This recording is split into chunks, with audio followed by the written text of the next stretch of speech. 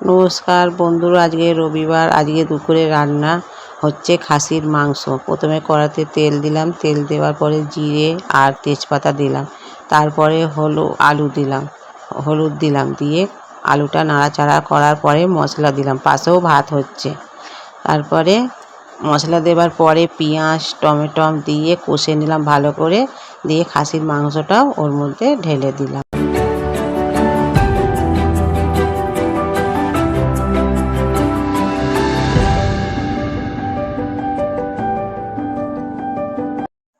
মাংসটাকে ভালো করে কষে নিলাম। কষে নেওয়ার পরে গরম জল ঢেলে দিলাম। তারপরে ইলিশ মাছের ঝাল করার জন্য ইলিশ মাছের মধ্যে নুন হলুদ মাখিয়ে কড়া বসানো হলো। কড়ার তেলটা গরম হয়ে যাওয়ার পরে মাছগুলো ছেড়ে দিলাম। মাছগুলো ছেড়ে দেওয়ার পরে ভালো করে লাল লাল করে ভেজে তুলে নিলাম। তারপর কড়ার মধ্যে কালো জিরে আর টমেটো দিয়ে কষে নিলাম। তারপর ওর মধ্যে মশলা দিলাম।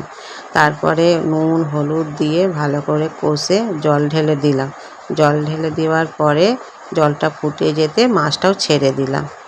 তারপর আমি আমার মেয়ে খেতে বসে গেলাম। ভাতটাকে ভালো করে সাজিয়ে দিলাম। ভাতের মধ্যে শসা দিলাম, লেবু দিলাম, পেঁয়াজ দিলাম, কাঁচা লঙ্কা দিলাম, তারপর মাছের ঝাল দিলাম আর মাংসর তরকারিটাও দিয়ে দিলাম।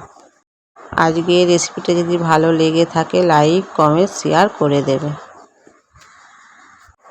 ভাতের মধ্যে একটু মাছের তেলও ঢেলে দিলাম। কালকে তোমাদের নতুন ভিডিও একটা দেখাবো।